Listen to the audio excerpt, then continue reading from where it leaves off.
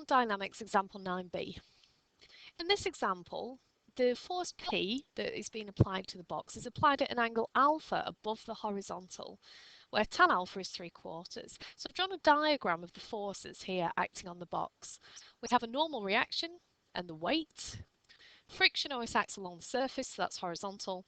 And imagine someone pulling on a rope, dragging the box along the ground and holding the rope up at an angle with some pulling force P. Now, before we start, I know that we're going to have to resolve this force into two components, a horizontal component and a vertical. Now, when we turn through the angle, we do cos, and when we turn away from the angle, we do sine. So we're going to have to know cos alpha and sine alpha. And there's a little way that we do this by drawing a right angle triangle, drawing in alpha at the bottom. Now, tan, we know, is opposite over adjacent. So its opposite is 3, adjacent is 4, and we know from Pythagoras that this third side here would be 5. So sine of alpha is opposite over hypotenuse, which is 3/5, and cos alpha is adjacent over hypotenuse, which is 4/5. Okay, so now we know that, let's have a look at the forces vertically and horizontally. So if we resolve vertically, we know there's no acceleration vertically, so forces upwards will equal forces downwards. So forces upwards, we've got R, and then there'll be a component of this force P.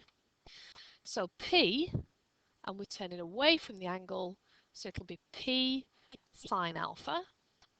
That's upwards, and downwards will be 5G. So substituting in, sine alpha is 3/5, that's 3/5 times P equals 5G. So we've got an expression there. Let's have a look horizontally. So horizontally, we have got a component of this force P. So that would be P cos alpha, because we're turning through the angle. And because we want to know the point at which the box starts to move, we're looking at limiting friction. So we know that the limiting value of friction is mu r. So P times cos alpha, which is 4/5, will be equal to mu, which we know is 0.5, multiplied by r. Okay, so what we've got here is a pair of simultaneous equations. This is equation 1, and this is equation 2. Okay, so we're going to have to do a little bit of rearranging. If I multiply through, say, this second one by 5, we'll get 4p on the left-hand side equals 2.5 r.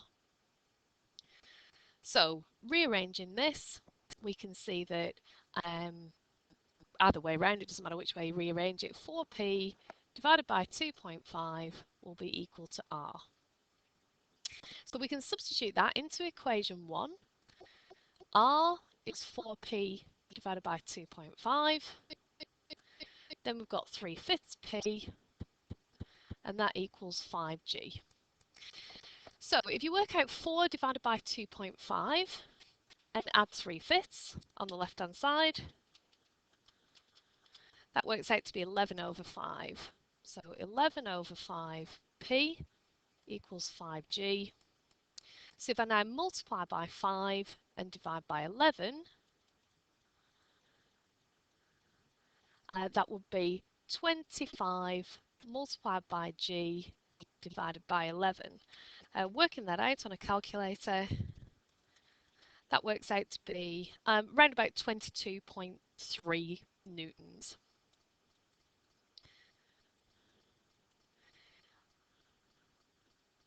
So I'll keep that value in my calculator because I now need to work out R. R is 4 multiplied by this value we've just got, divided by 2.5.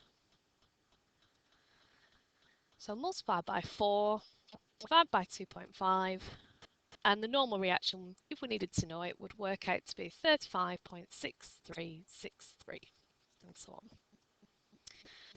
So in answer to the question, just going back up to the top, it said find the magnitude of P which is necessary to just make the box start to move along the ground. So in this case, the value of P that's necessary is the two significant figures.